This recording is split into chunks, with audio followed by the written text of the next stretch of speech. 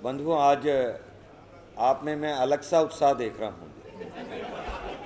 जो जब हमने कॉन्स्टिट्यूशन क्लब में हरीश जी को ये प्रेस रखने के लिए कहा था, तो उसके बाद कई मित्रों के फ़ोन आए थे कि जी आज कॉन्स्टिट्यूशन क्लब में क्यों रखी जा रही है। हालांकि कॉन्स्टिट्यूशन क्लब में आप जानते हैं कई बार प्रेस हो चुकी है। आप लोगों की ज़्यादा संख्या को देखते हुए आज हमने इसको कॉन्स्टिट्यूशन क्लब में इस प्रेस कॉन्फ्रेंस को रखा था। 3 मंत्री दिल्ली की कांग्रेस सरकार ने मेरे खिलाफ परमानेंट बिठा रखे हैं। कौन कौन? अरविंदर सिंह लवली, हारून यूसुफ, राजकुमार चौहान, तीनों को मिलाकर एक होती हैं शीला दीक्षित। इससे अच्छा है कि वो खुद आकर हमारे सवालों का जवाब दें। आज की मेरी प्रेस कॉन्फ्रेंस इसी पे है। कांग्रेस के 15 साल, बीजेपी के 15 नए सवाल।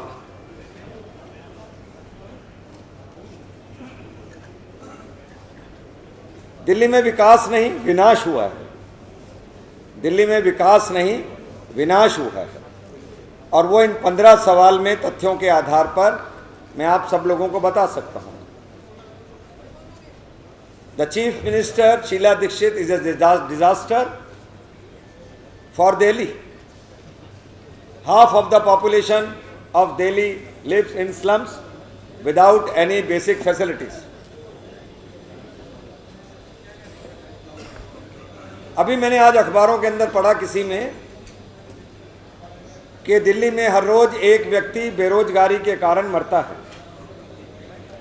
दिल्ली में हर रोज एक व्यक्ति बेरोजगारी के कारण मरता है, और मीडिया की रिपोर्ट है कि हर 2 घंटे में या तो किसी महिला का रेप होता है या मोलेस्टेशन होती है। ये कांग्रेस की 15 सरकार दिल्ली को देन है। ये विकास नहीं तो ये विनाश नहीं तो और क्या है। आधी से जनता ज़्यादा स्लम्स के अंदर रहती है और वहाँ शौचालय नहीं है। ये मेरी रिपोर्ट्स नहीं है, ये अलग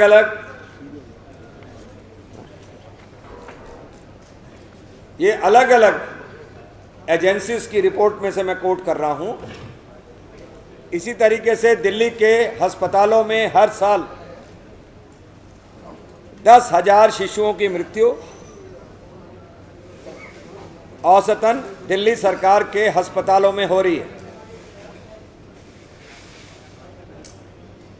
पिछले 5 साल में रिकॉर्ड बताते हैं कि 50,000 शिशुओं की मृत्यु सरकारी अस्पतालों के अंदर हुई है। मृत्यु दर 28 प्रति हजार है।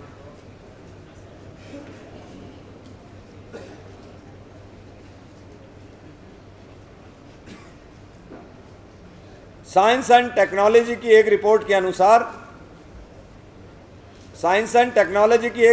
अनुसार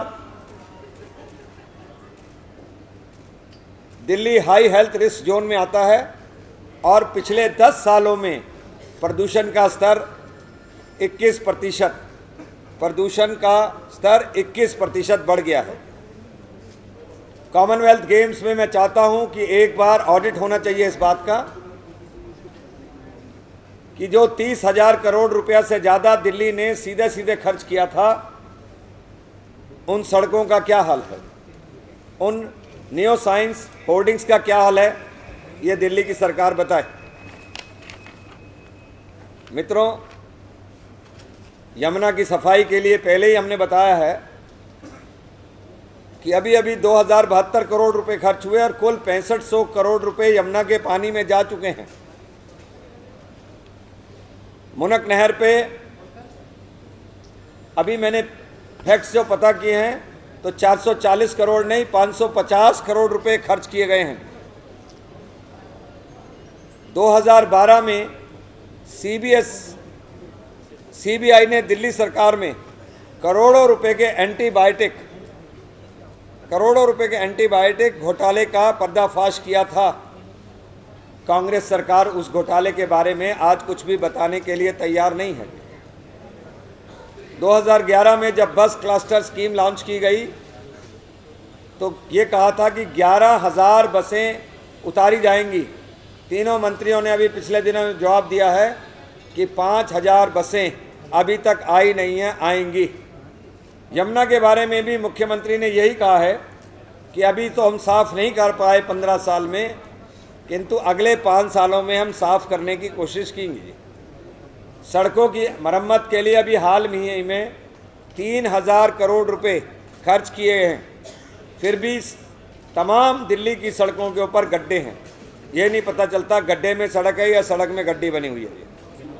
दिल्ली के मुख्यमंत्री ने जितने अस्पताल खोलने की बात की, उसमें द्वारका वासियों से भी 750 बिस्तर वाले सुपर स्पेशलिटी अस्पताल का वायदा किया था, वो पूरा नहीं हुआ। कॉमनवेल्थ गेम्स में जे क्लस्टर्स को तोड़ा गया 21 को, और वहाँ के निवासियों को विस्थापित किया गया। केवल 20% को जगह मिल पाई है। मित्रों, कांग्रेस सरकार दिल्ली में बिजली आपूर्ति के बड़े बड़े दावे करती है, किंतु एसोचैम की एक रिपोर्ट के अनुसार जो इंडस्ट्रियल प्रोडक्शन है वो बिजली ना होने के कारण 25 से 45% तक नीचे गिर गया है। ये मैं आपको कहना चाहता हूँ। मैंने अपने सवाल आपके सामने सारे रख दिए हैं। मुख्यमंत्री अपने तीनों मंत्रियों को कहे कि दिल्ली की जनता इनका जवाब मांगना चाहती है। आपके जो भी प्रश्न हो वो मैं आपके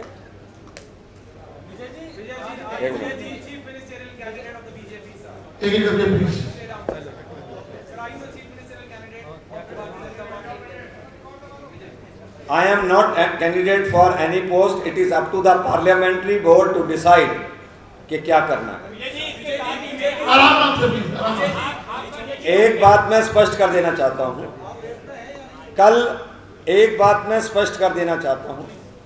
कल अखबारों में इस तरीके के बयान आए थे कि मानो मैं कमेटी को छोड़कर बीच में चला गया। मैं सेंट्रल इलेक्शन कमेटी में तब सदस्य था जब मैं ऑल इंडिया का जनरल सेक्रेटरी था। अभी मैं स्टेट प्रेसिडेंट हूँ, इसलिए मैं उस कमेटी का मेंबर नहीं हूँ। जब मैं मेंबर ही नहीं हूँ तो मेरे बीच में छोड़ के आने की आवश्यकता नहीं थी। जब कमेटी की मीटिंग शुरू हो गई तो मुझे यमुना स्पोर्ट्स कॉम्प्लेक्स में जिस कार्यक्रम के लिए जाना था, जिसमें बाद में नितिन गडकरी जी आए, तो मैं उसमें गया। पर दिन भर आपके चैनल्स पर ये खबर आती रही जो कि ठीक नहीं थी कि मैं मीटिंग में से बीच में गया। दूसरी तरफ एक खबर ये आई कि अभी मैंने कोई इस्तीफे की धमकी दी है। मैंने कोई इस्तीफे की धमकी नहीं दी है। आपका क्या मानना है कि क्या बीजेपी को चुनावों में किसी एक चेहरे के साथ में उतरना चाहिए, चुनावों से पहले किसी चेहरे का ऐलान करना चाहिए या नहीं करना चाहिए? ये जो आपका सवाल है ये पार्लियामेंट्री बोर्ड ने अपने पास तय करने के लिए रखा है कि नहीं, मैं अपना मत नहीं दे रहा हूँ, क्योंकि वो सवाल पार्लियामेंट्री बोर्ड का उसका जवाब देगी कि चेहरा उतरना चाहिए नहीं और कौन चेहरा होना चाहिए।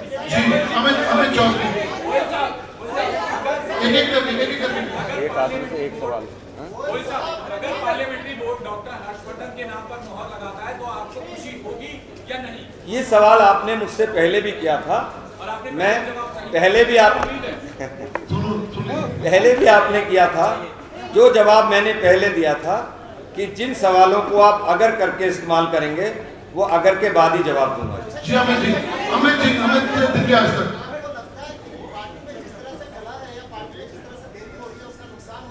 हाँ, मुझे लगता है इस बात के लिए मुझे लगता है इस बात के लिए कि हमें चुनावों के अंदर सभी चीजें जल्द से जल्द तय लेनी चाहिए, चाहे वो विधानसभा के सदस्यों की टिकटें भी हों। पूनम जी, आपको क्या लगता है कि पार्टी चुनाव में जाने से पहले सबकी राय लेनी चाहिए कि किस पद के लिए कौन योग्य है? हमने पिछले दिनों के अंदर हमारी विधानसभा में कौन एमएलए का कैंडिडेट उपयुक्त होगा, इसके लिए हमने उनसे सलाह ली थी। तो जाहिर तौर पर पार्टी जो भी फैसले लेती है उसमें नीचे वो सलाह करके ही करती है। पूनम जी, मैं ये कहना चाहता हूँ, चाहे वो मुख्यमंत्री हो चाहे वो एमएलए के सदस्य हो, उसके लिए एमएलएज की और पार्टी के वरिष्ठ कार्यकर्ताओं की सलाह लेके ही पार्टी फैसला करेगी।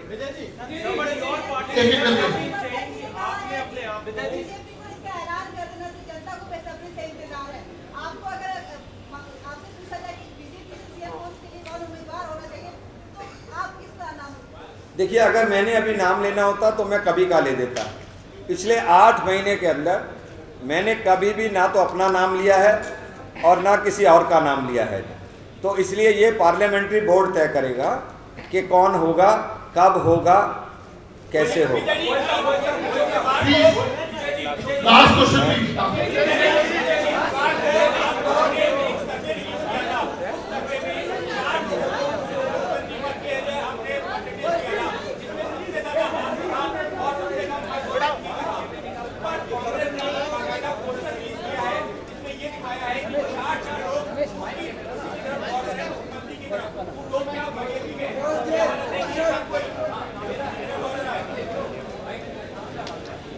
देखिए, जो आप प्रश्न कर रहे हैं, 4 होने भी कोई बुरे नहीं हैं, क्योंकि जहाँ जितने योग्य लोग होंगे उतने ही लोग होंगे।